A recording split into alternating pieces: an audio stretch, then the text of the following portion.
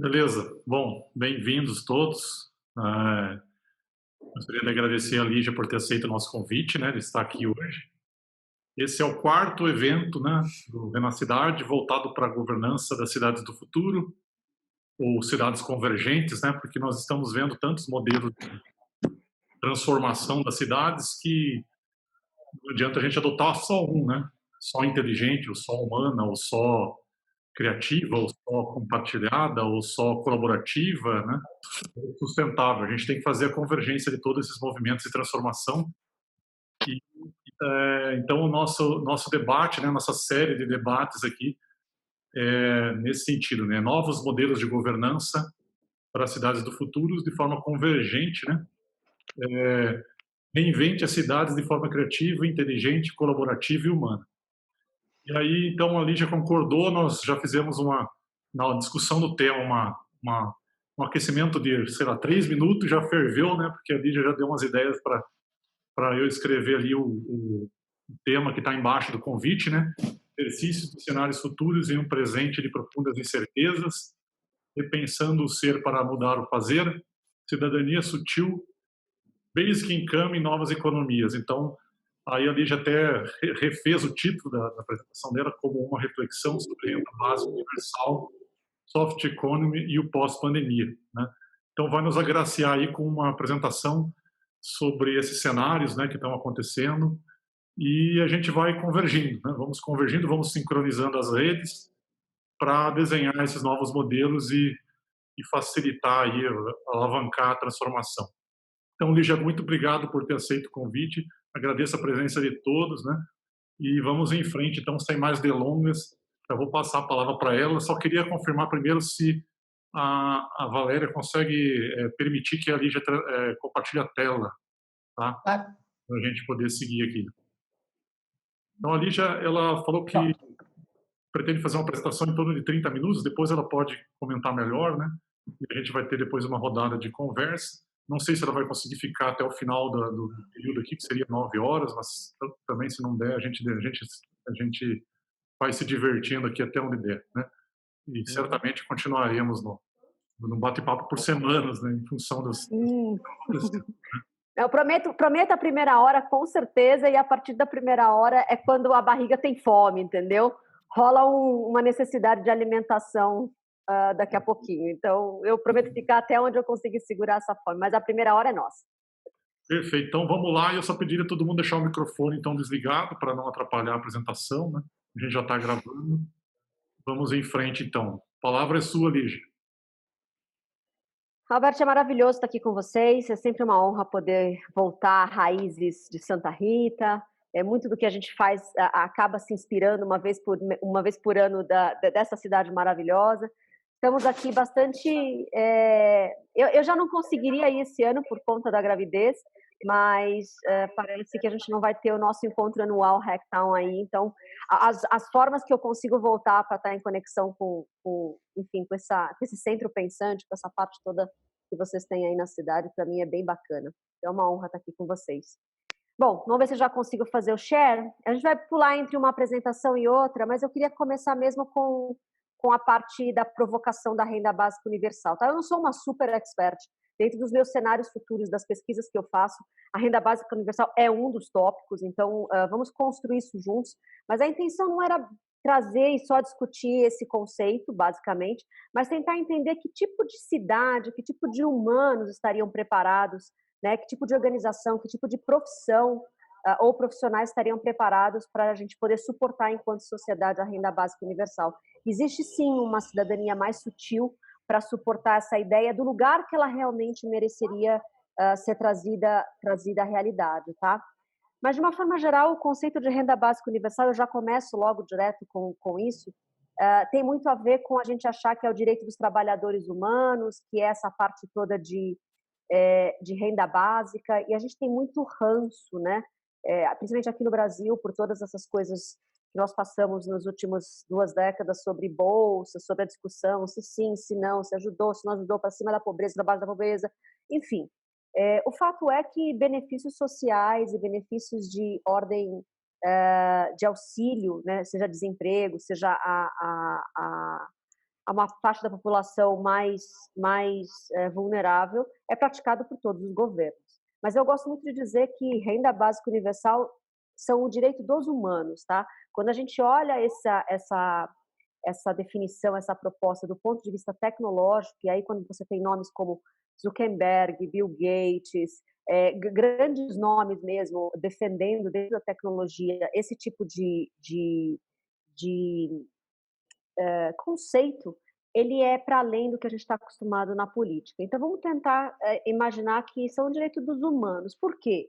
Porque provavelmente no final desse primeiro século, né, lá em 2100, a gente vai ter tanta coisa acelerada, do ponto de vista tecnológico, do ponto de vista produtividade, do ponto de vista manufatura mesmo, né, enfim, da mais-valia financeira que as máquinas vão estar nos proporcionando, para além da própria relação empregado-empregador, que a gente pode assumir que essa abundância em lugares como Singularity, enfim, outros centros de cenários futuros acreditam que a abundância será tão grande que muitos dos lugares que hoje geram renda através da produção vai ficar muito diminuído o valor de produção e uma forma muito expansiva e abrangente planetariamente de tudo aquilo que a máquina e a tecnologia vai poder fazer por nós.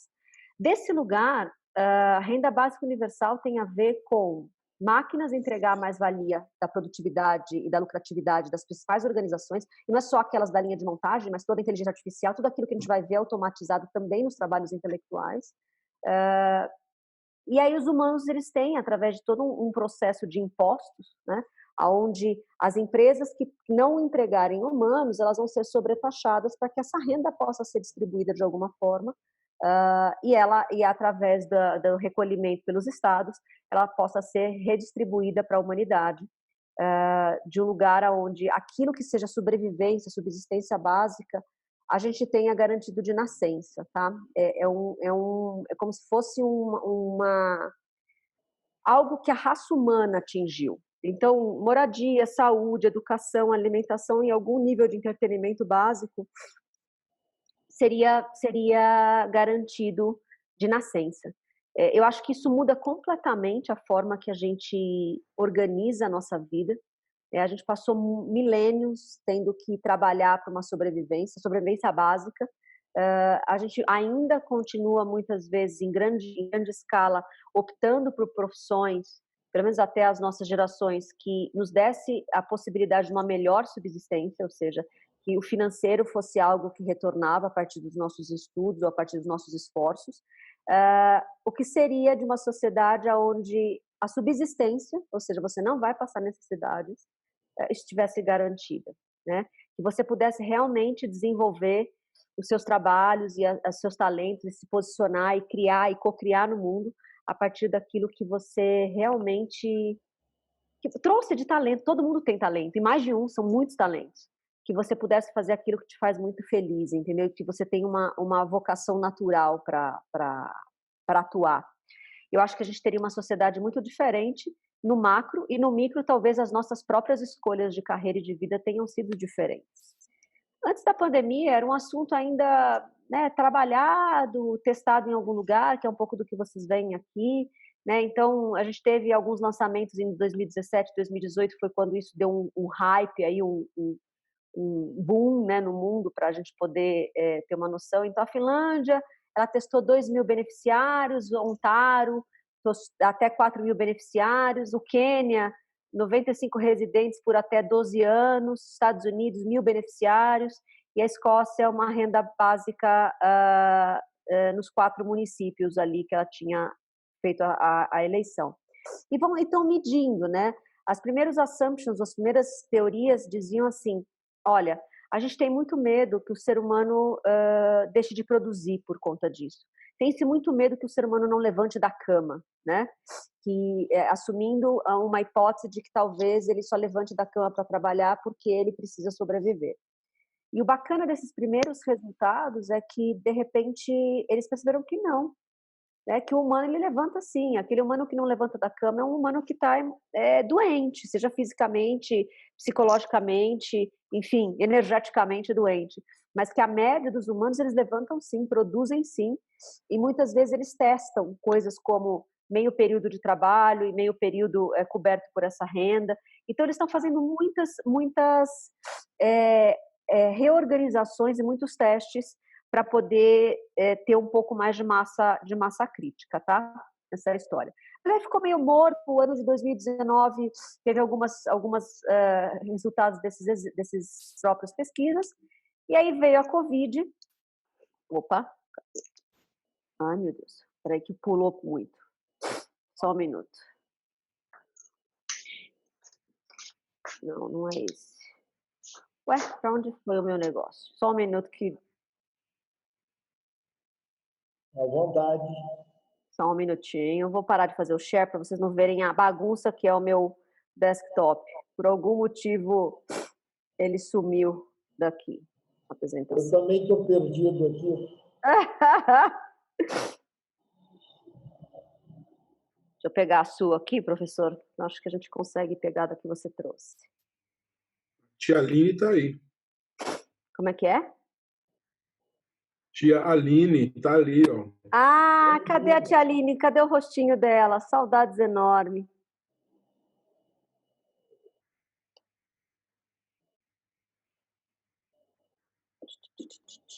Só um segundo. Gente, é um privilégio ter a Lígia Zottini. Lindeza. Aqui, ó, já peguei caneta. Imagina, essa mulher fala, eu tô anotando. Quando eu não gravo, eu tô anotando. Ai, que saudades suas.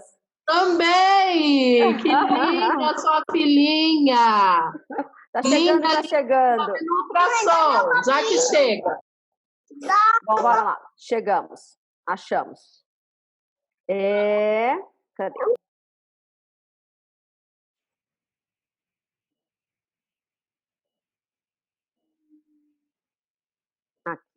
A pausa foi boa, porque queria uma foto linda sua agora.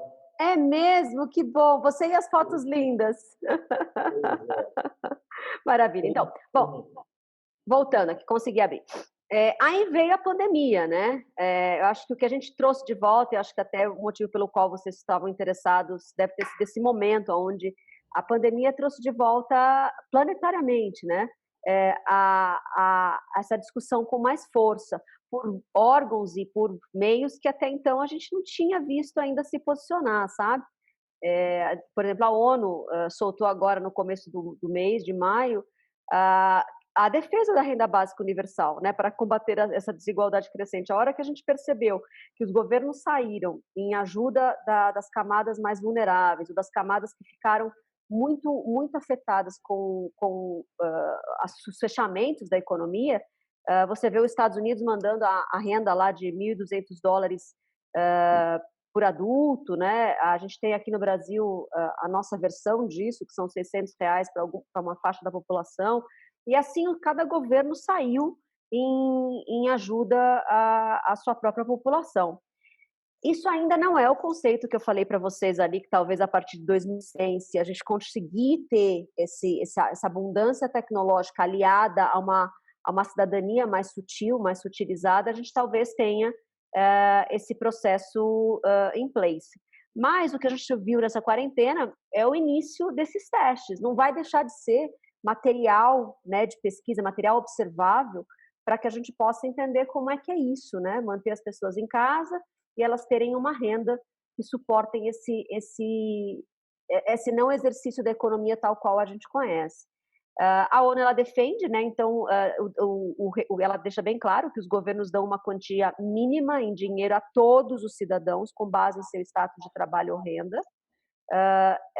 E aí a gente não pode esquecer que o conceito clássico é todos os humanos viventes, independente do dinheiro ou não. Mas para isso funcionar, essa não vai ser a única solução para a substituição de máquina em relação às linhas de montagem, em relação às fábricas e os trabalhos. A gente vai ter que ter uma distribuição de concentração de renda, aí é uma outra linha de solução. A gente precisa ter a diminuição das desigualdades, que é uma outra linha de solução. eu acho que a gente vai ter bastante trabalho nesse século para começar a implementar essas sementes todas, tá? Eu acho que a gente tem aí um texto muito bacana que saiu no Wall Street Journal, fazendo essa alusão também agora, e foi no começo também do mês, sobre a renda básica universal, e aí foi uma crítica ferrenha, né? A pergunta é de onde o governo vai tirar o dinheiro, porque uma coisa é você mandar por 3 meses, o que de repente o Guedes salvou aí dos 10 anos de reforma da Previdência, que é o que está acontecendo, segundo ele. O dinheiro que ele vai entrar, porque ele aportou aí os 3 meses para salvar a economia brasileira, para de alguma forma ajudar esse processo, foi o que ele salvou na reforma da Previdência em 10 anos, né?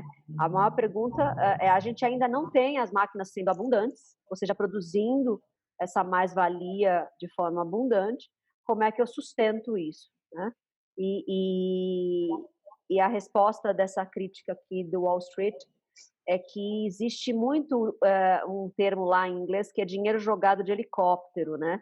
E geralmente joga-se dinheiro de helicóptero em situações como salvar Wall Street. Então, quando ele fala que desse lugar, né, que o governo encontrou 5 trilhões de dólares para o Wall Street e para as grandes corporações americanas, o Banco Central pôde imprimi-lo, né? Ou seja, eles imprimiram o dinheiro.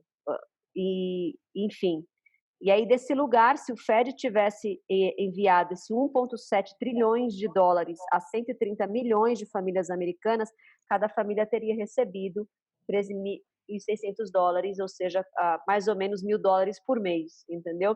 Isso cobre algumas dessas 5 áreas que eu falei para vocês. Mas eles não jogam dinheiro de helicóptero nesse tipo de coisa ainda, entendeu? Eles não imprimem dinheiro para salvar esse tipo de situação. Então, a gente vai ter que ter um repensar imenso nesse processo de capitalismo consciente. Alguém quer falar alguma coisa? Não, eu falei que pena. Exatamente. Está Desculpa. jogando tem dinheiro de helicóptero no lugar errado, né? Bom, e aí aqui no Brasil não é diferente, a gente tinha um nome né, muito referente a essa renda básica, que é o Suplicy. Há 30 anos ele levanta essa bandeira, e até por pertencer ao partido que sempre pertenceu, sempre foi muito mal interpretado nisso. Diferente dos bolsas todos que a gente está acostumado, ele sempre defendeu esse olhar, né, dessa renda básica. E aí a gente teve ele retomando essas discussões nessa quarentena aqui no Brasil, e o Serra também, né? Nos últimos, enfim, foi também no começo do mês passado essa reportagem.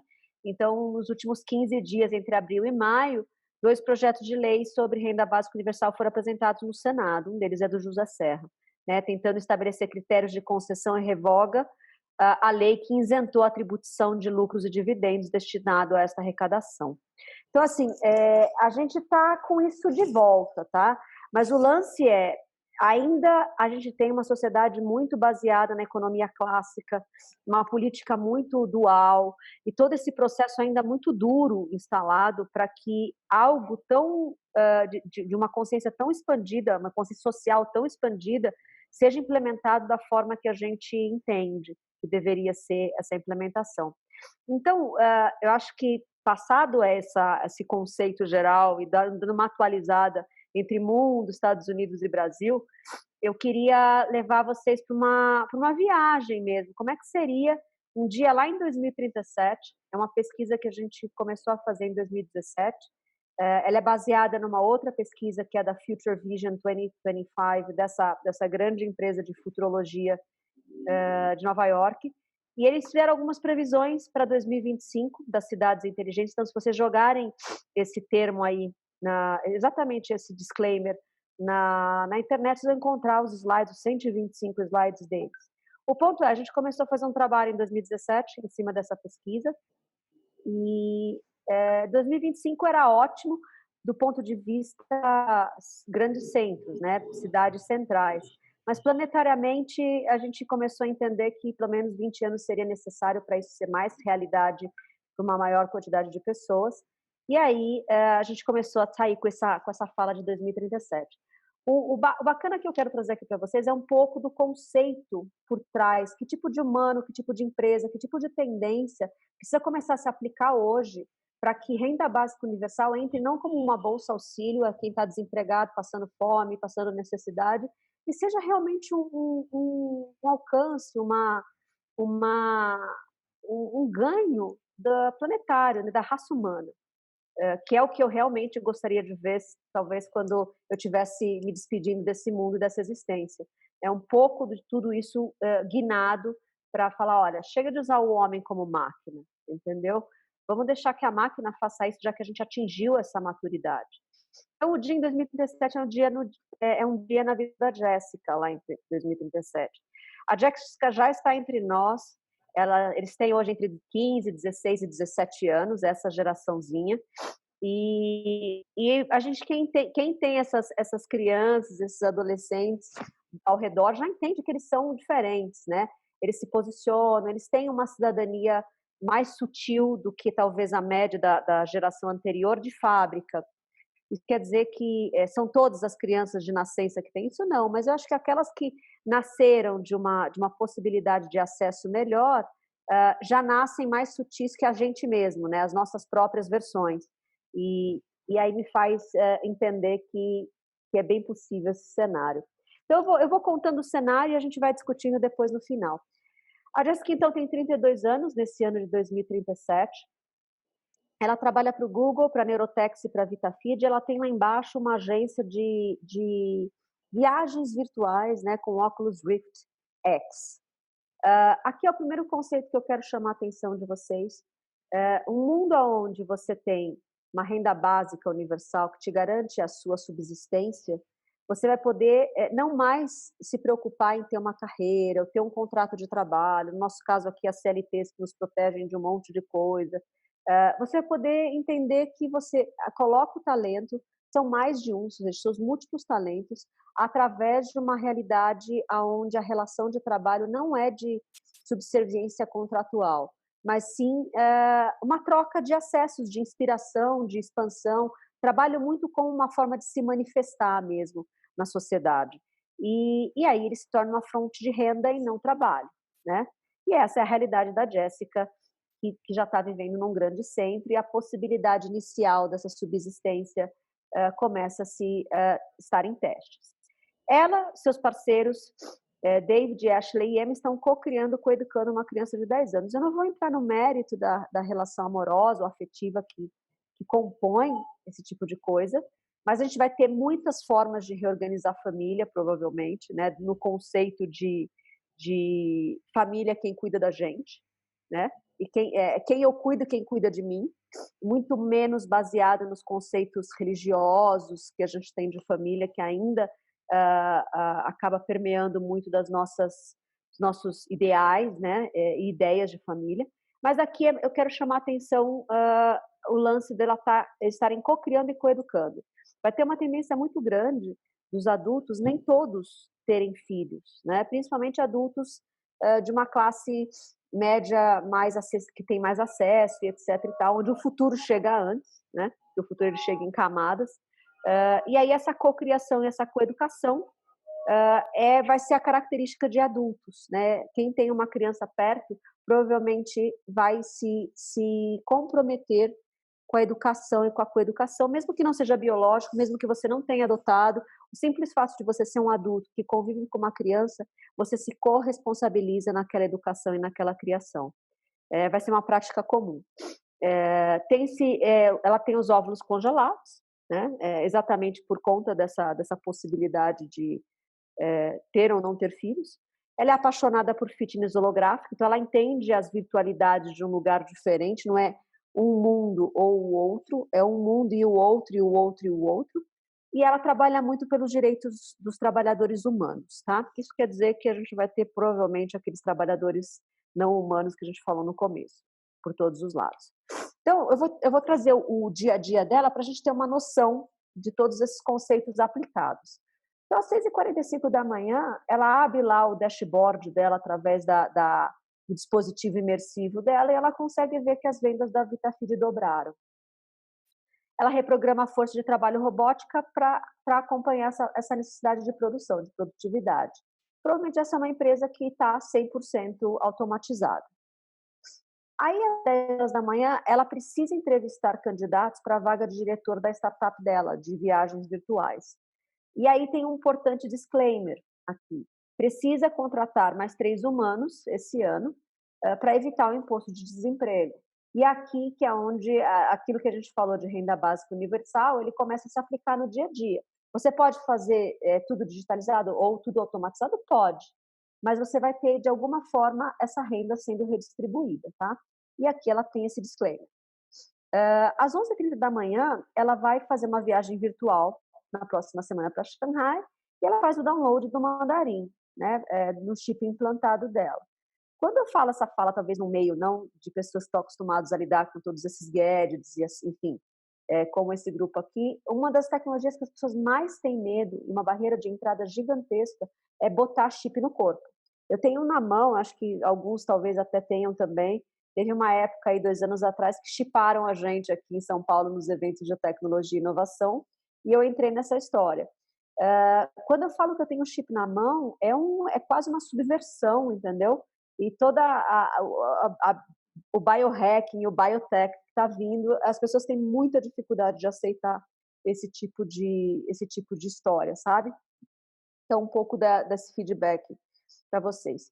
Quando a gente tem essa renda básica universal garantindo a nossa sobrevivência, é quase como se a gente atingisse como raça humana um nível acima de liberdade, sabe? E a definição de liberdade que eu mais gostei de escutar foi a que eu escutei essa semana em um desses charges que a gente recebe da internet. A liberdade significa a sua possibilidade de cada vez mais ser aquilo que você é, né? E para isso precisa desse espaço liberto.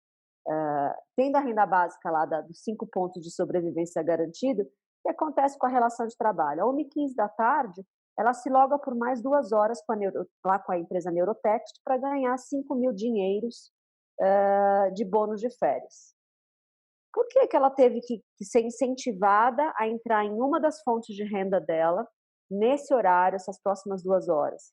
Porque provavelmente você não tem mais os corpos sendo contratados para estar lá à disposição 8 horas por dia, 5 dias por semana.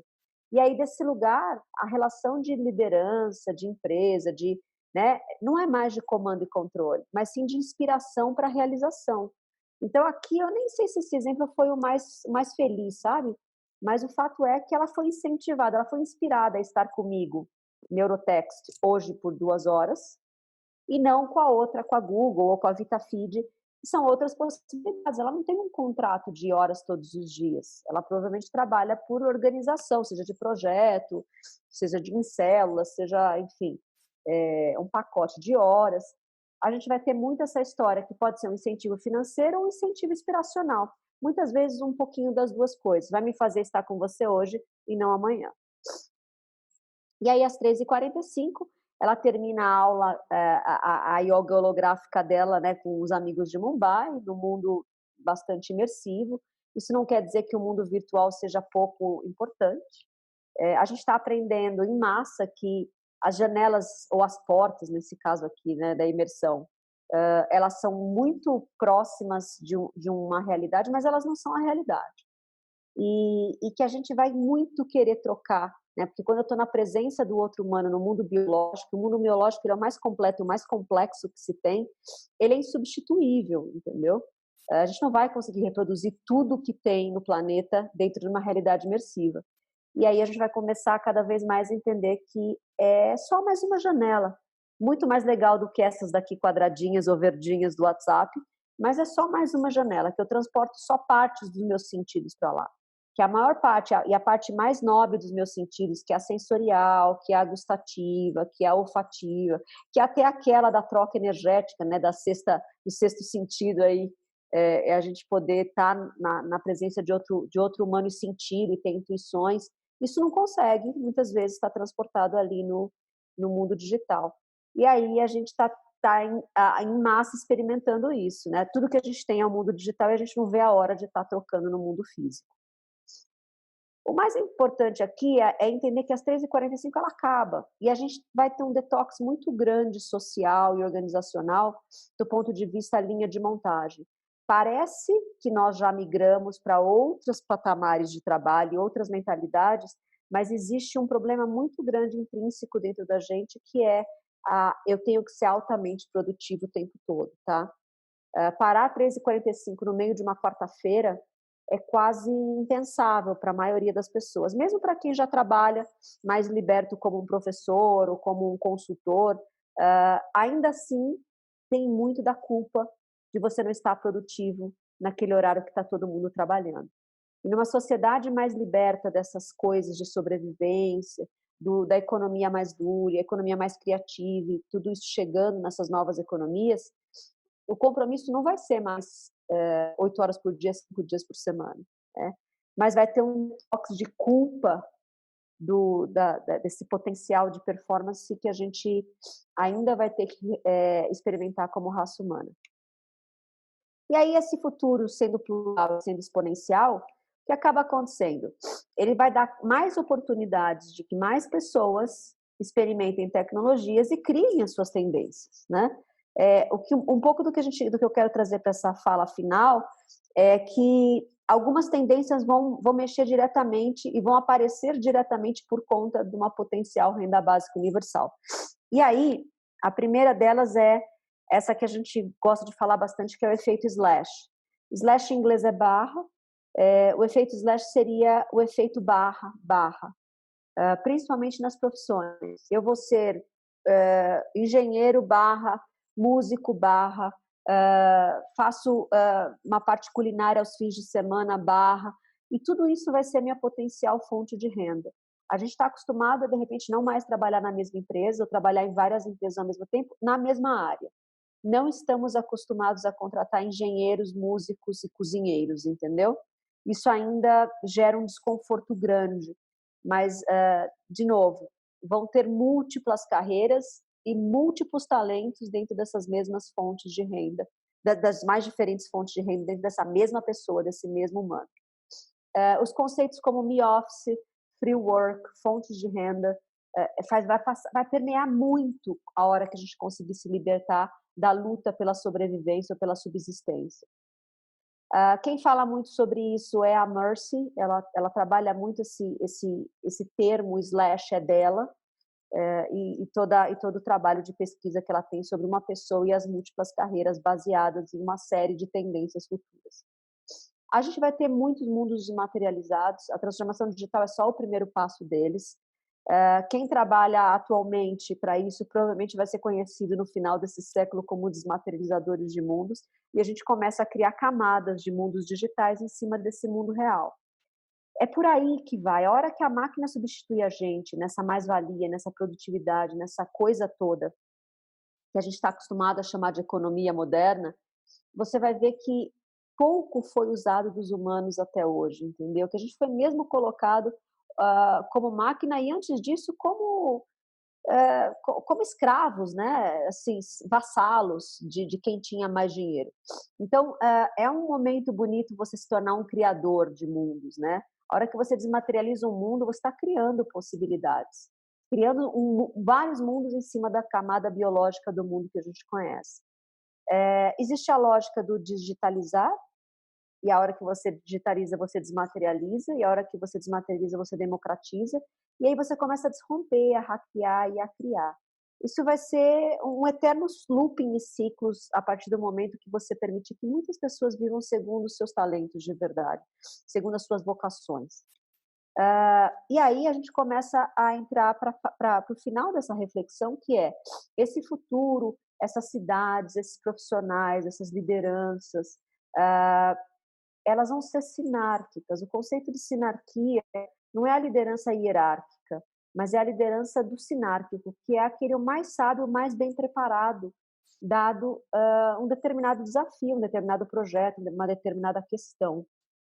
Eu acredito que para a gente começar a implementar esses conceitos de todos os humanos têm direito a uma vida de não sobreviventes, de nascença, só porque nasceram no planeta Terra, que é um planeta já que atingiu uma maturidade tecnológica alta, uma maturidade financeira sábia, né? E esse processo todo juntos, eu consigo poder ser liderado por aqueles que estão mais bem preparados. E aí eu olhar para uma liderança e não questionar que talvez deveria ter alguém mais importante naquele momento ou mais bem preparado, mas sim a gente começar a entender que as pessoas mais bem preparadas elas estão entre nós, entendeu? Porque elas não estão interessadas em fazer só dinheiro para acumular, porque a sobrevivência delas está de verdade garantida, entendeu? A gente começa até a trabalhar patamares de corrupção, de acúmulo de riquezas. É um paradigma tão bonito esse da renda básica universal, ele permeia humanos com uma idade muito mais sutil. E aí a gente começa a ver alguns embrionários de teorias, né, que ajuda a esse cenário se instalar, porque ele precisa se instalar em várias áreas, em vários momentos. E as empresas são uma delas, porque elas são os motores hoje que regem a maioria das relações de troca, principalmente de salário, dinheiro, profissão. Então, uma das teorias que a gente mais acompanha aí no mundo das empresas são a teoria U, né? E a teoria U, ela propõe essa queda do ecossistema, que é esse sisteminha aí em cor-de-rosa que vocês estão vendo, que ele é baseado no controle. O controle desmedido, burocrático, pesado, que machuca, que violenta, que deixa as pessoas doentes, ele cria esse alto nível de estresse. Esse alto nível de estresse, ele dá impacto nesse físico e nesse psicológico. E as pessoas impactadas, doentes e, enfim, fragilizadas nesse lugar físico e psicológico, elas acabam operando no medo, no modo sobrevivente. Então, ela sobrevive na hora que ela nasce, ela encontra um emprego para garantir a sobrevivência dela, e ali ela encontra um fractal daquilo que ela encontrou no mundo quando ela nasceu, que é esse controle, esse estresse, esse processo, que se ela não lutar o tempo todo e ficar com medo, e né, essa escassez, ela vai realmente sucumbir.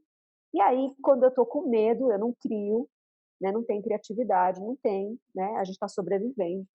Eu aperto o controle e é isso que a gente vê em organizações privadas, em organizações públicas, nas grandes cidades. Quanto mais criativa uma cidade é, provavelmente mais em ecossistema ela trabalha. A confiança, porque imagina assim, que uma vez que você está instalado o estresse, a doença no físico e no psicológico, o medo, a escassez, você não tem muito o que fazer, ela está instalada. Eu não tenho como falar, agora eu vou tirar daqui.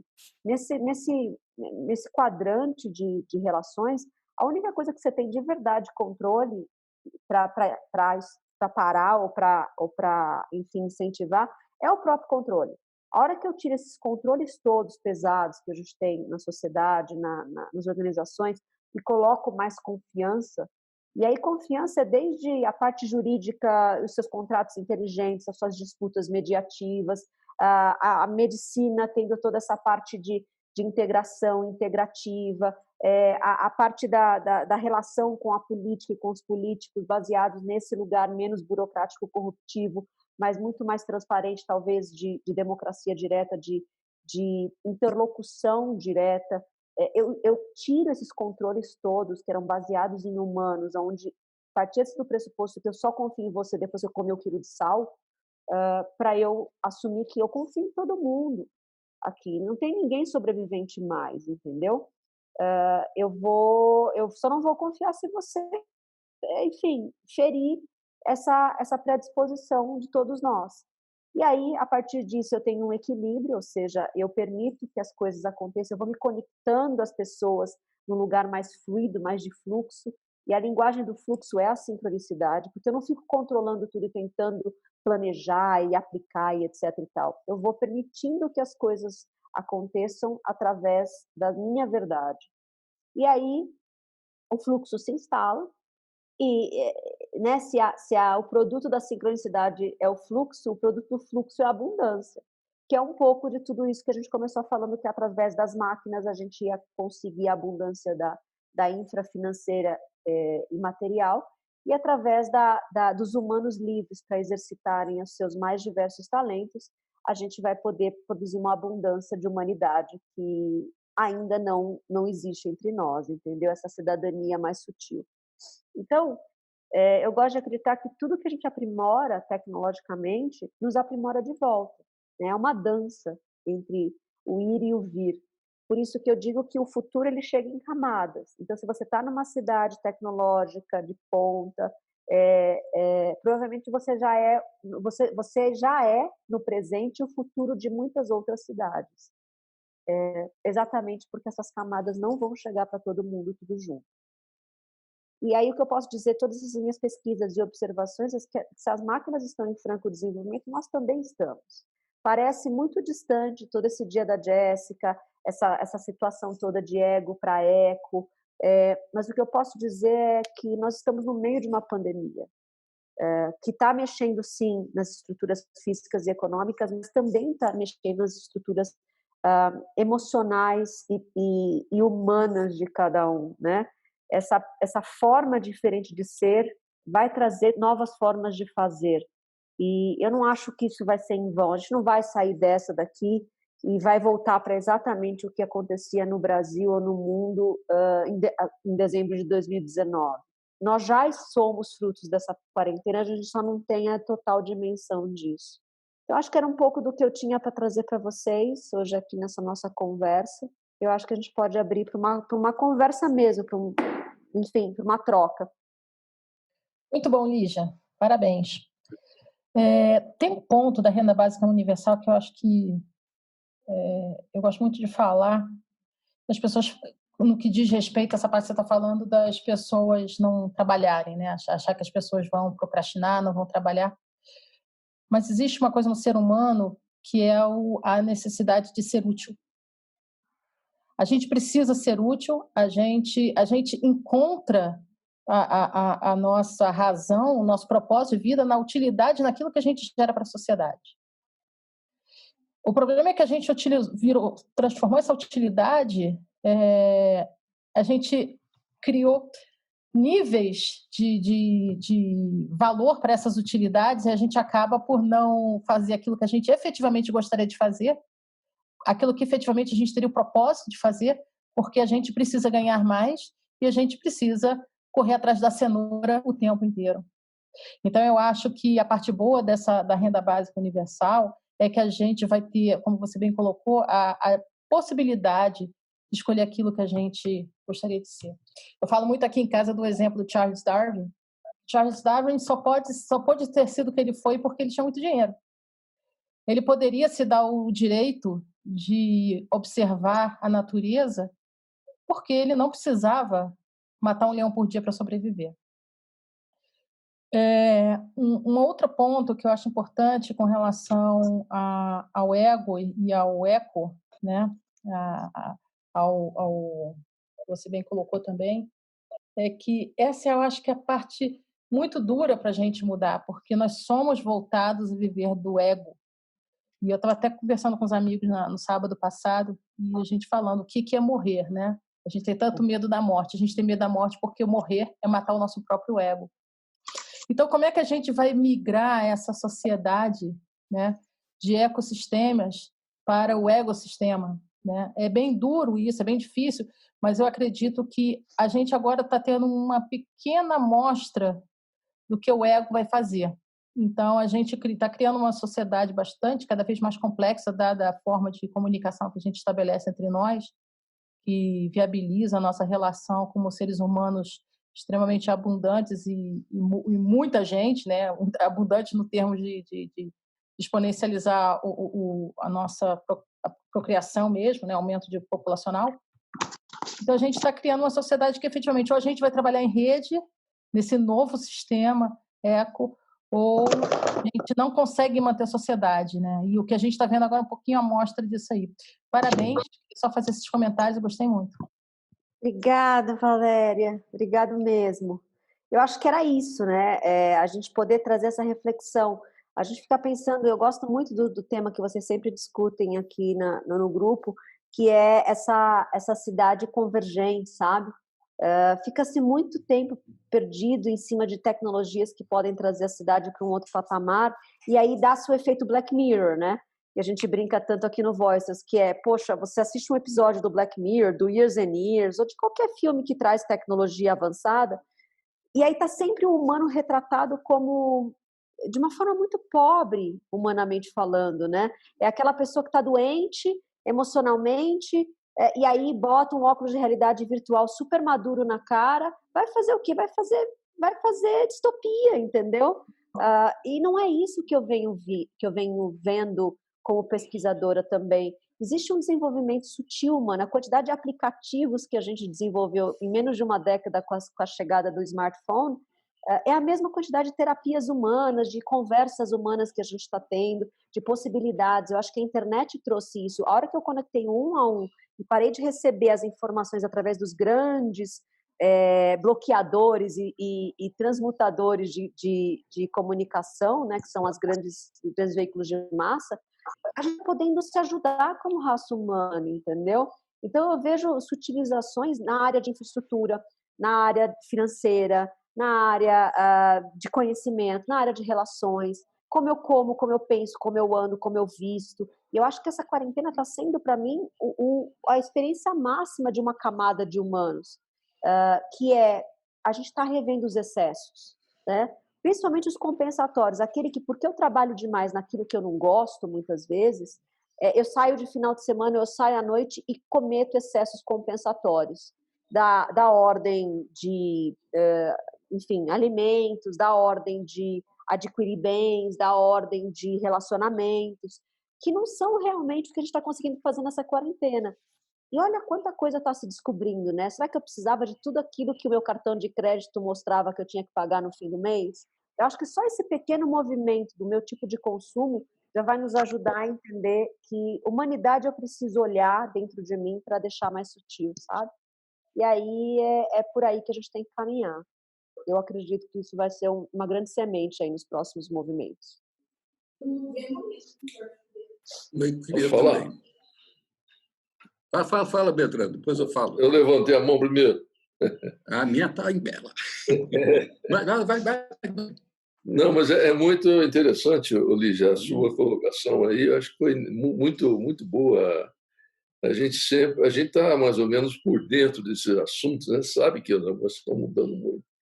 Mas é sempre bom a gente ver novos enfoques, né? O que você colocou aqui me fez pensar umas coisas. Você falou que a renda básica universal teria que abranger 5 pontos. Eu sei que você falasse um pouco mais sobre isso. E esses 5 pontos, eu acredito, pelo menos em 2017, 2018, se falava muito sobre o seguinte: a renda básica universal, esses 5 pontos atendidos, são diferentes para um cara do Quênia e um cara dos Estados Unidos. Né? O cara dos Estados Unidos vai achar que ele basicamente precisa de ar-condicionado. O cara do Quênia basta ter uma comida básica que tá bom. Né? Então, uma garrafa d'água, uma torneira. A primeira coisa que se falava muito é o que é renda básica uniforme. Né? Tem que ser uma coisa uniforme, senão vai ser uma coisa muito difícil de... É universal, ela não pode ser uniforme, ela tem que ser universal. Agora, depende do enfoque de cada um. Né? Isso aí. Agora, e será que os países ricos, né, os robôs de países ricos, vão querer pagar a renda básica para robôs de países pobres? Esse é outro embate que tinha na época que eu acompanhei isso aí. Agora, por que isso? Porque, na realidade, os robôs vão fazer trabalho do homem. Né? O homem vai perder o emprego, ou pelo menos vai continuar com o emprego, mas com um salário bem menor do que tem hoje. Por quê? Porque ele não precisa. Por exemplo, a fotografia antigamente era cara para burro. Cada foto custava R$5. Uma vez eu fiz uma conta, deu isso aí. Cada foto que a gente tirava custava R$5. Hoje não custa nada. E assim vai acontecer com várias coisas, vários produtos, e a abundância vai chegar a isso. Ou seja, vai ser mais difícil você ganhar dinheiro, mas você não vai precisar de dinheiro porque as coisas vão ser mais baratas. Então, mas algum dia você vai precisar. E esse dinheiro vai ser dado pela robotização. Ou seja, os robôs vão pagar imposto de produção. Igual você paga hoje ISS, o robô vai pagar o ISS. E esse pagamento desse imposto é que vai ser a fonte de renda da renda básica universal. E, finalmente, eu só queria colocar uma coisinha que você falou aí. Eu não sabia que o Suplicy estava muito ligado nesse aí. Você falou há 30 anos que ele pensa em algum... Há 30 anos. Há 30 anos que ele defende alguma ideia de renda básica universal há 30 anos já. Isso aí... Ele é referência no mundo. É uma coisa correta, eu acho que ele está certo. Ou seja, eu acho que, sinceramente, que o socialismo ele vai ser o futuro da humanidade. Mas isso vai ocorrer normalmente. Quando a economia cair, ou seja, a economia vai acabar, não vai precisar mais, porque a abundância vai acabar com a economia. A economia só tem sentido em escassez. Em abundância, não vai ter mais economia. As pessoas não vão precisar trabalhar mais. Então, aí vai vir o socialismo. E não agora. Ou seja, agora o pessoal tem gente que está querendo implantar o socialismo na marra, na porrada, né? Isso não tem sentido. Isso aí vem com a tecnologia, vem com a abundância. É isso aí que eu gostaria de colocar. Muito bom, Brentan, né? Brentani? Brentan. Não, maravilhoso essas suas posições. A gente precisa chamar a atenção, né? A gente ainda não tem é muito difícil para a gente criar todos esses cenários futuros sem ter as máquinas operando ao nosso redor. É muito mais fácil a gente fazer um presenteísmo, uma análise de presente estendido, né? Que é simplesmente pegar o que a gente tem hoje na sociedade, nos trabalhos, nas empresas, e botar a tecnologia, fazer a conta e ver o que vai acontecer. Mas o que a gente vem percebendo é que a hora que a tecnologia está em massa, a gente cria a partir dela e a partir do uso dela, né?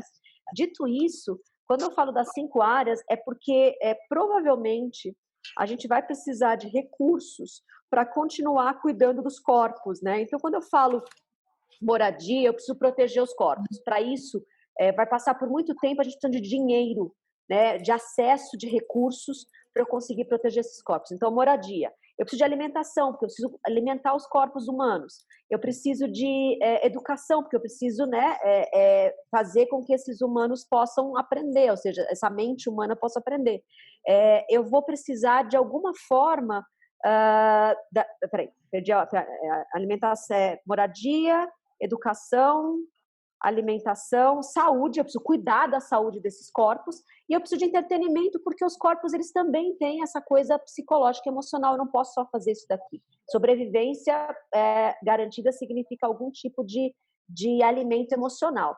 Quando eu falo dessa história, eu parto do pressuposto da matéria, sabe? Da infraestrutura mesmo desses corpos. Porque a gente já está vendo, no hoje, 2020, alguns que já estão nesse futuro, e tudo aquilo que eu não tenho que envolver o físico, eu já consigo trocar através do acesso. Eu não preciso do dinheiro, né?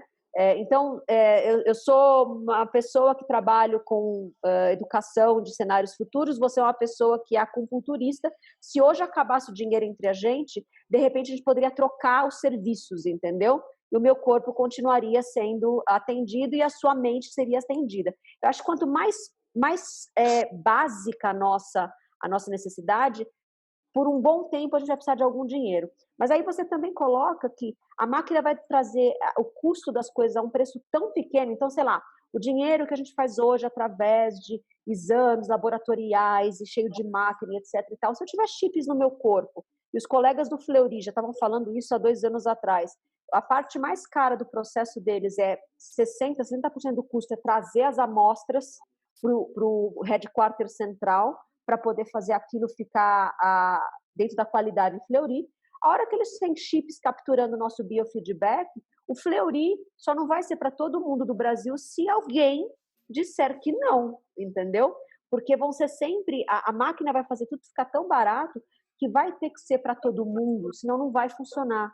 E a gente já começa a ver algumas sementes, por exemplo, a hora que eu tenho um Netflix, ele não pode ficar só nos Estados Unidos para o modelo de negócio parar de pé. Ele precisa atender planetariamente para aquilo parar de pé.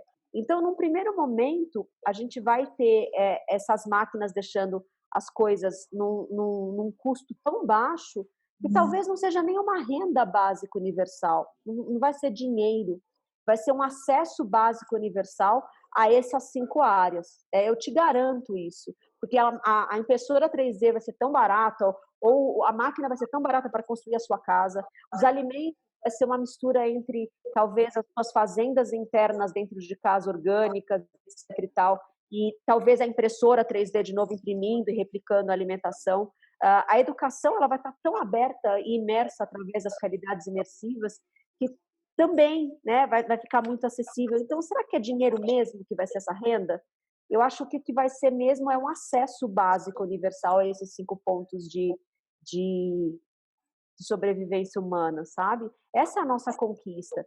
E aí, acho interessante mesmo você ter dito, eu acho que de alguma forma a gente vai reinventar esse capitalismo, e ele vai ficar consciente, vai ficar parecido com o socialismo, e a gente vai dizer que, na verdade, o que a gente está precisando é que a raça humana se aproprie da raça humana.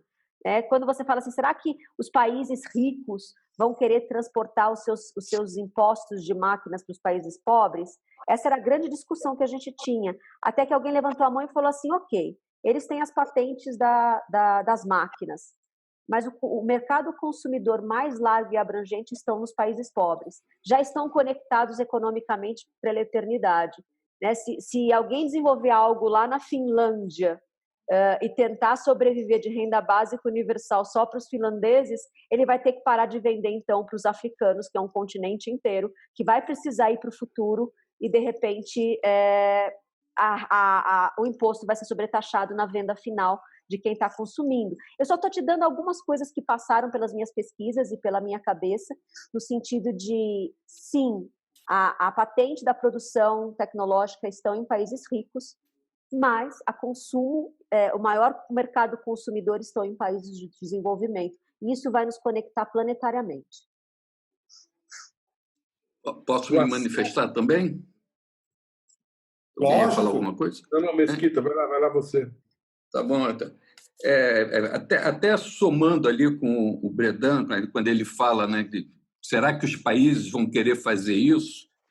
Eu lembrei de Keynes. Né? Keynes, em 1930, ele propôs uma moeda única para o comércio internacional, que os países superávit pagassem o imposto para os países que não tinham superávit, para diminuir o fosso entre os países. Né?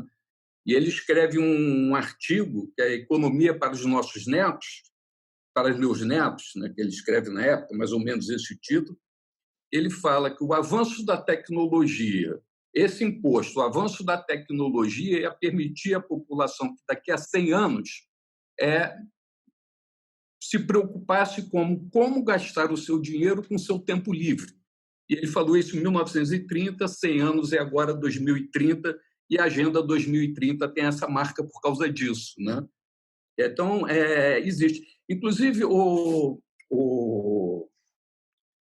Alberto, eu estou com um slide daquelas compras, os valores de 98, de quanto se gastaria em bilhões para a saúde, e coisas, para passar para a Lígia, porque ela fala nesse negócio da questão do dinheiro. Quero. E, se puder compartilhar, até eu mostro ele agora rapidinho, Nossa. Deixa e continuo falando. Passa para mim e eu compartilho, ou o Alberto compartilha ou você compartilha? Não, ele pode deixar. Estão vendo? Tá bom. Agora sim. Tá, então uma questão de ordem, toda. Por favor. Primeiro, sem abusar da futura mamãe, temos aí filas de pergunta. Quanto tempo você ainda dispõe, Lígia? Não, a gente consegue ficar aqui até umas 9 horas. Ainda tem essa próxima meia hora. Ok. Então, na fila, o Sérgio, em seguida o Jorge. Tá bom. Então eu vou tentar ser bem rápido, até pular algumas coisas. Na questão do chip, Lígia, eu acho que o futuro vai ser esse mesmo. A gente não tem nem como escapar. Mas, do mesmo jeito que a pandemia está nos mostrando que um outro modo de vida mais solidário, mais responsável pode existir, o lado negro da força já está discutindo a questão do capitalismo de segurança, que é esse chip, a partir da experiência do isolamento social da pandemia, já ser também uma ferramenta de controle social. Então, tem um outro lado que a gente vai ter que se debater muito para não deixar isso acontecer. E esse chip realmente fazer o que você está falando. Já você vai ficar doente, presta atenção. Diminui aí a costelinha de porco porque está subindo. E a gente pode trabalhar nisso. Na questão da renda básica, só para dar um reforço, aí eu vou falar a experiência de Maricá, Lídia. Tá. Maricá começou com uma moeda social digital, Mumbuca, para as famílias com renda de até 3 salários. O impacto disso no comércio local e na geração de emprego local foi muito grande. Em termos de recolhimento para a prefeitura, não foi, porque a prefeitura injetou o dinheiro e esse dinheiro circulou, então o que veio de retorno, na realidade, não teve dinheiro novo. Mas a circulação e o aumento do emprego nos comércios locais explodiu. Eu peguei a notícia agora, o primeiro estabelecimento que aceitou a moeda era um sacolão pequenininho, hoje é um mini mercado com ar-condicionado, com tudo, e aí o cara resolveu se aposentar e vendeu. E ele conseguiu isso com a movimentação dessa renda que Maricá fazia. Agora, Maricá está fazendo a renda básica também. Que são, construir um prédio. Minha esposa está lembrando aqui que ele construiu um prédio. Maricá hoje está com uma população entre 160 a 170 mil habitantes e já tem 40 mil moradores recebendo uma renda básica local. A ideia é atingir os 100% paulatinamente. E isso causa impacto, e gera muito impacto mesmo. Tinha até mais coisas para fazer, né? Era o chip, a questão da internet. Sim, quando você fala lá daquela menina, da questão, vamos dizer assim, do novo arranjo familiar, eu tenho uma palestra que eu até fiz aqui no Renasce Cidade, que é a tecnologia como resgate das humanidades. Que é exatamente o que a gente está falando, né? E eu cito uma antropóloga americana, Ellen, esqueci o sobrenome dela, em que ela fala assim, nada causa maior horror à classe média do que saber que nas sociedades primitivas não existiam a relação de pai e mãe cuidando das crianças. Todos eram pais sociais e todos eram mães sociais de todas as crianças, independente da relação sanguínea. E que naquelas sociedades não existia aquela criança obesa, superalimentada e uma passando fome, diferente da nossa sociedade. Então, o que você deu de exemplo ali vai nessa linha mesmo de eliminar com essas diferenças. Sérgio, a pergunta, para ganharmos tempo, qual a pergunta? Não, eu só fiz esses comentários reforçando, eu vou me calar, pode pronto. Assim, esse slide, só com um exemplo aqui, ele fala que no 13 bilhões de dólares, é a última coluna, resolveria a questão da saúde básica e alimentação no mundo. E aí ele vai dando os exemplos. Por exemplo, 17 bilhões nos anos em que eles fizeram esse levantamento, 97 e 98, foram gastos com alimentação para pets. O entretenimento corporativo japonês, almoços de negócios, seminários, gastou 50 bilhões de dólares. 400 bilhões foi droga, 780 foram os gastos militares naquele ano. Então, o dinheiro para fazer a renda básica, ele está aí. É como nós vamos definir essa questão dos impostos para distribuir esse dinheiro para todo mundo. Exatamente. Onde é que a gente vai jogar dinheiro em helicóptero? Não, obrigada. Adorei esse slide. Se você puder me mandar, é isso mesmo. Sim. Está ótimo. O Sérgio sempre tem coisas brilhantes para nos enriquecer. Mas vocês vão me perdoar, eu tenho que ir administrando o tempo, ainda mais se tratando de uma jovem mamãe de primeira viagem. Com a palavra o Jorge. Em seguida, eu queria que o Alberti, se houver ainda mais tempo, participasse ou então abrisse a outras perguntas. Ok, Jorge? Sérgio, só tira o seu share de tela. Acho que ficou fazendo share na sua tela. Opa, desculpa. Acho que já parou já. Não, eu ainda tenho aqui. Eu estou vendo a tela do Sérgio, não? Agora saiu, bom, agora foi. Demorou um pouquinho. Jorge? Por favor, Jorge. Oi, vamos lá. E aí, Lígia? Antes de mais nada, gratidão aí, né? Sempre um prazer, sempre fã aí do seu trabalho aí, a gente vem sempre acompanhando, sempre cita aí as suas participações, né? E eu queria que você comentasse um pouco mais, porque assim, a gente sempre vê que essa migração de um mundo para o outro é justamente sempre a questão da cultura, né? Porque é a questão da desconfiança, é a questão de toda essa questão hierárquica, né, que você bota horizontal, né, dentro desse ambiente sinárquico, né, que você colocou. E aí, como é que você vê que vai ser essa mutação de cultura, né? Porque assim, eu vejo com muita dificuldade as pessoas que não estão dentro de uma visão da teoria U, de sociocracia, de holocracia, de coabitar nesses dois mundos.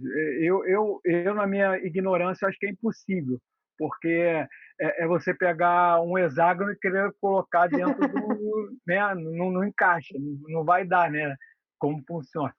E aí eu queria que você considerasse alguma coisa aí nesse sentido aí, só para poder esclarecer melhor essa questão. Maravilhoso. Não, obrigado por trazer mais um pouco de espaço para a gente falar dessa linha. Eu acredito que, de novo, a gente divide o mesmo espaço, planeta Terra, cidades do planeta Terra, não divide o mesmo tempo, tá? São muitos mundos em cima dentro do mesmo espaço. Assim como a gente está distante infraestruturalmente, né? Bolsões de riqueza, bolsões de pobreza. Esses bolsões mais da pobreza, eles estão mais no passado, porque estar no futuro não significa só ter uma infraestrutura primordial ou com uma primazia, né, maravilhosa. Significa ter humanidades que também pensam nesse sentido holocrástico e nesse sentido mais expandido. Isso, para mim, é mais futuro do que o futuro infraestrutural. Tem uma parte que eu estou querendo muito desenvolver, que é um índice de futurismo, mas baseado nos dois pilares, tá? Que é a tecnologia, sua infra. Então, por exemplo, a Arábia Saudita, naquele movimento que ela fez 3 anos atrás de fazer a cidade neon, né? Que ia pegar todas as melhores tecnologias do planeta e botar lá para provar que é possível. Deu até cidadania para a robô Sofia. A gente não pode chamar de cidadania o que as mulheres da Arábia Saudita têm, né? Então, ela tem uma alta infraestrutura, mas ela tem uma distopia de humanidade. Aí você vai para um Butão que não tem um PIB, mas tem um FIB, eles não têm exércitos. Aqueles índices que o Sérgio acabou de montar, lá era muito bem estabelecido no sentido de felicidade interna bruta. Mas a infraestrutura ainda é muito sofrido ali, sabe? Então, eles têm uma distopia de infra. A hora que a gente tem um equilíbrio, ou seja, talvez você pega uma Finlândia, onde talvez a humanidade, a expansão da consciência social, ela é alta, junto com ela é próxima também da expansão tecnológica, você vê as referências do que uma Finlândia consegue criar, sabe? Então, assim, a gente precisa caminhar as duas coisas juntos. Uma cidade que está no futuro, ou uma cidade do futuro, tem um gap muito pequeno entre infra e a sua cidadania sutil, a sua humanidade. Felizmente ou infelizmente, nós teremos tempo para poder se tornar o presente de outros lugares, porque é assim que a gente vai crescendo enquanto planeta, né? Você vai dando as voltas e vai se tornando referência um para o outro. Mas você está certo, não coabita no mesmo espaço todas essas pessoas que ainda estão nesse binarismo, nessa dualidade, nessa polaridade que a gente está vivendo tanto. Esse futuro que a gente está contando vai chegar mais rápido para aqueles que já forem humanos mais sutis, entendeu? E aí eu falo assim que a base é dura, ou seja, a hard economy ela é muito cruel com a base, com os mais vulneráveis, mas ela também é tão cruel no topo da pirâmide, dos mais ricos, naqueles né, 1% do 1%, lá também é muito duro. Eu acho que vai ser hackeada esses problemas de dureza da base, que é consequência da dureza do topo, por essa classe média que vai se sutilizando, ela vai fazendo força e vai hackeando os sistemas, entendeu? O que são as novas economias, se não os primeiros movimentos hackeados pela geração que nasceu, né, mais ou menos em massa no final, né, na década de 80, que são o tal dos milênios, que a gente fala tanto que eles são cheios de mimimi. Eu não acho que eles são cheios de mimimi, eles foram lá, saíram das organizações clássicas e foram hackear fazendo novas economias. Resolveram tudo? Não, mas fizeram um movimento, entendeu? E eu acho que vai ser feito assim, esses movimentos. A pergunta é, quão no passado você vai querer ficar a partir do momento que os presentes forem tão possíveis ao redor de nós mesmos, entendeu? Tem um meme entre os futuristas que é o que vai sobrar na hard economy? A gente brinca que vai sobrar as máquinas e pessoas duras, né? Porque elas escolheram estar lá. Vai fazer dinheiro, vai viver, vai fazer negócio, mas vão ser pessoas duras com bases duras e enfim, porque não quiseram migrar para o futuro, entendeu? Que é o presente já de muita gente. Eu acho que o trabalho da Lara contribui muito com essa clareza, né, da fluxonomia, né, do 4D, para você poder... Sim, Lala é maravilhosa. Perfeito. Exato. Tá baixando o download por todos nós, entendeu? No final das contas, estamos trabalhando no mesmo projeto, que é suavizar a vida na Terra. Obrigado, Jorge. Obrigado, Lígia. Estamos com 11 minutos e, apesar do dedo levantado do Estevam, rapidinho, Estevam, em seguida o Alberti, para as perguntas finais e, se o caso, o agradecimento e encerramento. Estevam, rapidinho, chuta a bola e passa para o Alberti. Rapidinho. Bom, primeiro, uma honra, né? Um prazer aqui estar a Lígia. Só completando aqui uma questão assim que eu fiquei pensando, né? Pela primeira vez, a tecnologia ela está falando de algo interessante, que é humor, sentimentos, estímulos sensoriais. Por que eu estou falando isso? A 6ª geração de comunicações móveis, que aqui a gente está começando a estudar essas coisas, né? Ela fala sobre isso, ela fala sobre inteligência distribuída, mas ela fala sobre sentimentos e tal, que é justamente aquela base que talvez a gente precisa, porque até hoje, todas as tecnologias que nós trabalhamos aqui, sempre foi aquele negócio, é tecnologia, né, por si, mas indispensável. Então, eu acho que está um movimento mundial também, de certas pessoas, né, pensando essa questão aí, e casa perfeitamente com o que você colocou do mundo da menina lá de 2037, sabe? Achei fantástico isso aí, né? Queria só compartilhar, né? Que o que eu estou começando a estudar, estou entendendo que o caminho é justamente esse aí. Então, está tendo uma luz no final do túnel para que a gente possa trazer isso para a tecnologia, que eu acho que até hoje eu não vi. Tá? Só colocar isso aí. E agradeço a fala aí, viu? Maravilhoso. Não sei se daria tempo da presença feminina. A tia Aline está com uma carinha que quer perguntar. Aline, uma saudação pelo menos e depois o Alberto. Tia Aline estava com a cara de apaixonada ali. Isso!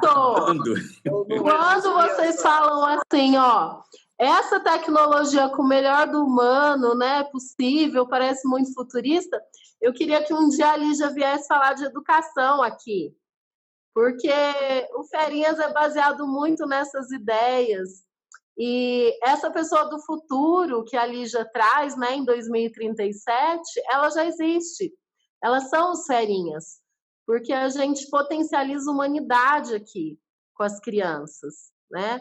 Eu acho que é isso que é o ser humano do futuro, é isso. Okay. Por isso que eu fico com essa cara de apaixonada para a Lígia, tá? Lindeza. É amor. Bem pontuado, já fica o convite, nós estamos na série Governança, quando retomarmos a série Educação, já fica o convite para aquele assunto. Alberti, para não abusar da nossa convidada, a sua palavra e já o encerramento, se for o caso. Não, talvez o Sérgio quer comentar alguma coisa rápido, aí eu falo. Não sei, Sérgio.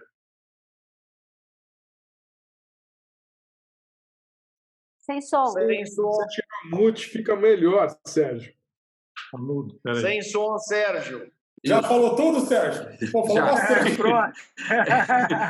Eu vou mandar meu e-mail para a Lígia, ela manda, daí eu mando a apresentação por e-mail para ela. Perfeito, Deixo no grupo também. Me manda no grupo, mando sim. Tá legal. Então, botar no grupo. Vou lá. Alberto, Beleza. Bom, 8 minutos. muito obrigado pela fala, foi super rica, parabéns, viu? Concentrar tanta coisa em tão pouco tempo é difícil. Muito difícil. Empolgante para nós aqui. Eu anotei também muita coisa, não vou conseguir comentar tudo. Tá? Nossa Senhora, tem uma facilitação gráfica aí. O que eu queria dizer, assim, as coisas que mais me chamaram a atenção, tá? De coisas que são dúvidas minhas também. Me parece que um Basic Income ele precisa de uma transformação no modelo econômico para ser viável. O desacoplamento do dinheiro e dos governos. Isso é uma coisa bem polêmica, porque hoje o dinheiro é atrelado aos bancos centrais e os governos têm monopólio do dinheiro. Se a gente talvez devesse ter, e isso pode ser uma coisa que pode surgir, né? E isso vai incomodar muita gente, o poder estabelecido, porque hoje o monopólio do dinheiro é dos governos e com o desacoplamento do dinheiro dos governos, a gente teria um novo renascimento, como aconteceu quando os governos passaram a ser mais autônomos, né? Não depender tanto da teocráticos, né? Se tornaram governos com os modelos democráticos e tudo. Então, eu vejo que a gente tem um desafio gigante com essa possibilidade de criar uma renda universal, de fato, para o humano poder se concentrar na transformação, né?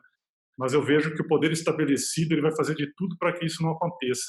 Essa é uma preocupação minha. Vai fazer de tudo para que isso não aconteça, porque isso significa que perda de poder.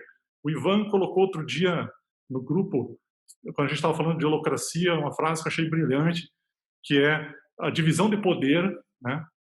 Como que fica, né? Então, assim, tudo bem, a gente já vai trabalhar com modelos como esse que você falou, né? Sinárquicos, trabalhando isso de uma outra forma, mas o poder estabelecido ele vai se posicionar e ele vai contrariar, né?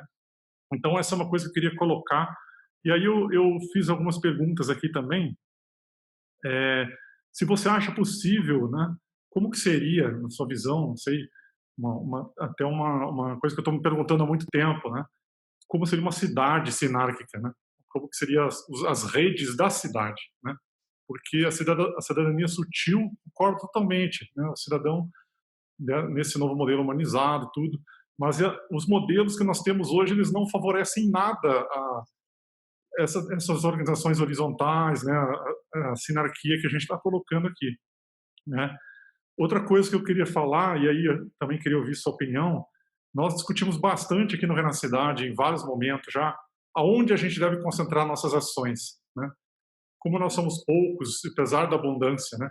A gente ainda tem problema de escala e questão de auto-organização também, estamos trabalhando a nossa própria governança agora, né? Então, por isso, a governança da cidade do futuro, mas também a governança nossa própria. Nós, a partir de nossas discussões, a gente enxergou a educação como um ponto importante, que a gente deveria atuar, e eu cheguei até a brincar, vamos fazer um curso de futurismo para criança, né? Vamos mostrar esses futuros possíveis para as crianças. Não consegui me dedicar a isso ainda, mas é uma ideia que me incomoda, eu gostaria de tentar fazer, né? Mostrar como pode ser esse mundo, né, para que as crianças trabalhem isso, né, e não fiquem limitados aos nossos mundo de escassez, né? E a gente decidiu pela educação. O Ivan tem um projeto, né, Mestre Aprendiz, já tem toda uma história junto com o Luiz Pinto, com a escola, então a gente está aprendendo nisso. E essa é uma das frentes. A outra frente que a gente conversou muito aqui, o Eliseu, o Carlos Nogueira, é a questão da interferência para a mudança de cultura, para autoconscientização, né? E aquele experimento que a gente fez lá, que você organizou lá em São Paulo, né, de misturar ciência com arte e tecnologia, aquilo lá me parece ser o caminho para a gente criar experiências transformadoras, para que as pessoas comecem a reduzir esse gap do futuro possível, né, do futuro desejável, e a gente consiga talvez trazer um pouco mais próximo todo mundo, né, para essa visão de futuro desejável que a gente quer para a humanidade, né? E aí eu acho que as interferências, a gente elencou as interferências como sendo um ponto importante. Vamos fazer interferências para que a gente mostre para as pessoas o que é esse futuro desejável que a gente quer, né, construir. Depois tem muitas outras coisas aqui que eu achei brilhante essa ideia da mudança para os ecossistemas, né? Sair do ego. A questão da economia dura vai ficar quem é escasso, quem gosta de ficar estressado, né? Isso. Aí ela vai continuar vivendo no mundo escasso do estresse ali dele, e ele não deixa margem nenhuma para que a gente tente fazer mudança, né? Ele contraria, se posiciona contra, né? E, bom, aí depois tem muitas outras coisas. Eu achei interessantíssima a ideia do humano livre, né? De fato, a liberdade, né? Você ter o livre-arbítrio e poder escolher o seu futuro, poder escolher o que você quer fazer. Eu acho sensacional a gente conseguir chegar lá nisso, né? A questão do cuidado, a questão... Tem tantas coisas aqui, né? Empresas que curam, cidades que curam. Uma ideia que é trabalhada pelo The Forest, né? Empresas que curam, por que não cidades que curam, né? A gente pode ter isso também, né? Então, assim, na verdade, mais eu queria ouvir sobre o que você acha sobre a questão do desacoplamento do dinheiro do governo, se for possível, a questão do foco do Renacidade, né? Que a gente, Tá isso bom. é possível criar cidades sinárquicas. Chega, tá? Boa. Bom, eu acho que a gente podia fazer mais umas 2 horas de fala só com as perguntas e com as observações, mas eu acredito que... Certeza, absoluta. Não, certeza. Já está convidada. Não, e altíssimo nível aqui, é um petit comitê maravilhoso esse. O lance todo, professor Alberti, já está acontecendo, sabe? Quando a gente vê num ecossistema privado, como é que a gente hackeia ele? A gente não coloca os novos, a nova célula, a célula de inovação, diretamente com aquela estrutura antiga. O que as empresas estão fazendo? Elas fazem as garagens, elas criam as suas aceleradoras. Então, o Itaú tem o Cubo, a Porto Seguro tem o Oxigênio. Eles tiram completamente, né, bem distante um do outro, para que o novo possa nascer sem interferência do antigo, né? A hora que a gente vê que esse ecossistema está sendo usado pelas empresas é porque, na verdade, ele é usado na vida. As pessoas que eu vejo mais sutis, mais já migradas para esse futuro, para essa soft economy, para esse tipo de mentalidade, elas dependem tão pouco do sistema dinheiro, governo, sabe? Provavelmente são pessoas altamente treinadas, ou seja, se você for ver os disfarces na Matrix, elas estudaram em organizações de ponta, elas tiveram suas carreiras baseadas em empresas ou em governos em posições muito incríveis, mas que abriram mão daquilo porque não queriam usar os seus talentos a serviço de algo que não fazia sentido mais. E aí começaram a diminuir a sua dependência na infraestrutura, né? Já eram filhos de pais que tinham talvez algum tipo de infraestrutura que foi herdada, então isso ajuda num primeiro momento, mas existe um hacking nessa classe média, né? Exatamente porque eu já tenho uma casa, eu já tenho um meio de locomoção, eu geralmente estou me saindo dos grandes centros cosmopolitas para ir um pouco para o interior para plantar minha própria coisa e viver uma vida com uma necessidade de renda muito mínima. Novos tá? ricos, né? Os novos ricos. Exatamente. Assim, não, eu diria os novos hippies, eu diria. Né? Porque eles vão saindo desse processo de depender da infraestrutura tão pesada que me faz ter que trabalhar no sistema antigo para ter o dinheiro, e aí o descolamento, né, dos dinheiros, dos bolsões de dinheiros dos estados, das empresas, eu não diria que vai vir deles para eles mesmos, mas vai vir deles para essas pessoas. As pessoas, elas provavelmente o imposto de renda dela já foi muito grande, hoje é muito pequeno. Ela cultiva boa parte daquilo que ela precisa para se alimentar e para viver. Ela não tem o Netflix, porque ela não quer essas coisas todas. Ela vive de uma forma tão mais natural. Isso não quer dizer que ela não acessa isso tudo, tá? Ela acessa. Mas é muito mais natural. Então, ela já hackeou um sistema aí gigantesco de coisas duras para se tornar mais sutil. Eu acho que o hacking vai vir das pessoas. E aí, por consequência, os governos vão tentar reações descabidas, mas para pessoas tão libertas, de duas uma. Ou a gente vai ver as violências extremas voltando, ou a gente vai ver esses novos sistemas nascendo. E aí, quando você fala como é que seria uma cidade sinárquica, eu não tenho todos os mapas, mas eu fui estudar uma delas.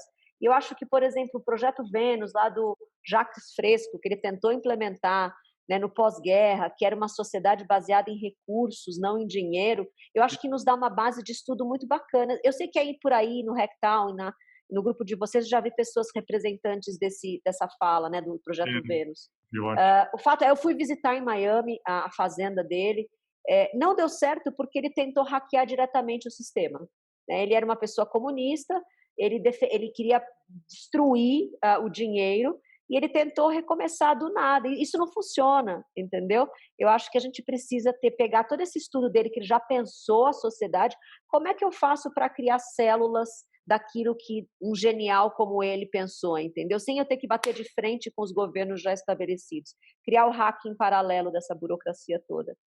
Além do hacking natural que vai acontecer, porque os seres estão vindo menos dependentes desse consumo, que é o motor dessas grandes economias, das grandes empresas e dos governos atuais. Né? A hora que eu paro de consumir desmedidamente, eu quebro o sistema. Bom, muito obrigado, Lígia. Estamos vendo o seu entusiasmo e abusaríamos mais meia hora, 1 hora, 2. Mas como vovô, né? Eu quero proibir a futura mamãe de abusar. Alberto, os agradecimentos de encerramento. Obrigado, Lígia. Muito obrigada, Ivan, pelo carinho. Obrigado, Ivan. Alberto, já está no grupo, tá, Lígia? A apresentação é uma apresentação da ONU, do PNDU, que eu fiz um curso com eles e eu peguei essa apresentação. Maravilhoso, vai me ajudar muito. Obrigada, viu? Então, aí o que você falou, Lígia, eu acho que as leis sistêmicas, né? O cara querer quebrar a ordem não funciona. Ele tem que conseguir ser inclusivo com a ordem já estabelecida, né? Ele tem que conseguir trazer o modelo estabelecido para dentro, né? De alguma forma, alguma ponte para ir retroalimentando o outro modelo de escassez, né? Ou seja, ele vai corrompendo o modelo de escassez, criando oportunidade. Mas se ele quebra totalmente com a ordem, ou seja, ele não respeita o que já existe, aí, por lei sistêmica, não vai funcionar. Não vai funcionar, é isso. Isso que a gente tenta fazer aqui com a nossa super hélice que o Carlos Nogueira desenhou aí do avião, com as 8 pás lá, né, Carlos? O Carlos hoje ficou em silêncio, o Carlos e o Eliseu. Milagre. Eu sou um fã, eu fiquei babando aqui. O Carlos é amigo, a gente conversa sempre. Vamos nos despedir, então? Beleza, então muito obrigado por isso todo, pela sua fala, Lígia. Obrigado, Lígia. Contem comigo, um grande beijo. A todos. Até a próxima. próxima. Tchau, boa noite. Tchau, tchau. Hoje às 7 dias. Boa noite. Boa noite. Muito bom. Pessoal, posso falar uma coisinha? Ok. Sim. Levanta a mão. Ok, já que a Lígia saiu, fica aí 5 minutos de considerações. À vontade, Brentan. Uma coisa, viu? O Sérgio falou. Cadê o Sérgio? Já saiu, cara. Saiu. Ele falou que implementaram lá em Maricá, né, uma moeda local. Isso a gente ouve falar, quer dizer, eu ouvia falar que isso acontecia em favela, algumas comunidades pequenas e tal, e dava muito certo. Agora, numa cidade, eu nunca tinha ouvido falar. E seria interessante o Ivan Alberti ele falar sobre isso. É uma experiência real, isso me interessaria muito. E, na verdade, Brendan, já tem várias cidades que estão fazendo isso já. A gente tem até feito um bate-papo aos sábados à tarde, falando justamente, eles chamam de moedas territoriais, né? Então, tem vários lugares que têm implementado esse tipo de utilização para justamente fomentar, né? O pessoal da fluxonomia trabalha muito essa questão de múltiplas moedas, né? Então, e aí vem esse contexto aí do local, né? Que é um pouco do que ela falou, que você vai hackeando, né? Você não quer, o governo quer tirar o dinheiro, tudo bem, então você vai criando as múltiplas moedas, daqui a pouco ela fica mais forte que a outra perde sentido, entendeu? Então você vai fazendo pelo uso. Mas aí o Banco Central fala que é proibido, né? E ele usa a canetada para derrubar. Né? Então, assim, esse é o problema. Mais ou menos, depende de como você implementa. Já tem escopos bem estruturados que bypassam já essa questão, entendeu? Porque você não depende da questão econômica e tudo, é uma questão local, né? Então, se você ali na sua comunidade aceitar aquilo, ok. O governo não tem como intervir nisso, né? Nessas questões. Isso é um exemplo que está acontecendo também com moedas virtuais, né? Moedas virtuais é mais ou menos isso. Pode acabar com os bancos centrais. De uma maneira muito forte, né? Só não acabou ainda porque negão não deixa, mas se a tendência é essa, né? Vai diminuir, vai chegar uma época da balança que vai ficar, né, mais pesado de um lado que do outro, né? Mas Gente, apenas uma questão de ordem. Questão de ordem. Um abraço, Estevam. Próximo dia 10 não tem palestrante. Tem sim, tem. Tem sim, Ivan. Tem. A gente já botou lá no grupo, lá, pô. Só tem que... Jorge Carneiro. Ok, desculpa. Dia 10 é o Alberto que não participa, né? Só tem que fazer contato com o palestrante para ver e eu te ajudo aí, pô. Ok, então, Jorge, desculpa. Falha técnica. Senhores, mais alguma coisa? Não, eu queria só comentar essa questão das moedas digitais. Existe uma oscilação enorme no mercado, né? Muita manipulação de mercado. Então, isso acaba fazendo com que ninguém queira usar. Então, quem tem o poder na mão vai fazer tudo para não deixar, né? Só isso que eu queria comentar. Bom, qualquer coisa ele vai, desce, para depois subir de novo, né? Ele sobe muito rápido, aí desce, aí sobe muito lento. Eu acho que isso vai acontecer com as moedas digitais. Por exemplo, vamos dizer, a gente cria uma moeda digital para na cidade. Ótimo. Vai começar, aí vai sofrer toda a manipulação de mercado, ou seja, aquele dinheiro que a gente conseguir levantar para fazer alguma coisa, de repente vai sumir porque o mercado caiu. Então, assim, a manipulação do mercado hoje de criptoativos, ela é proposital, ao meu ver, que é para fazer com que nada dessas coisas alternativas levante, né? Mas é uma questão de teoria da conspiração já. Não, mas acho que é o mercado, é a bolsa, né? Mas chega uma hora que não vai ter mais como... pode ser que haja uma inflexão aí, mais para frente isso rompa. Com certeza. Enquanto ainda está muito preso. Gente, um abraço, eu também tenho que sair. Vou desligar. Um abraço a todos. Muito bom papo de hoje, hein? Sempre. Foi bom. Estamos evoluindo exponencialmente. O Jorge chegou tarde, ele perdeu o sorteio do começo. Pois é, ué. Um carro, hein? Fica para a próxima. Próximo é helicóptero. Valeu, gente. Fica bem. Um abraço a todos. Vocês. Valeu. Tchau.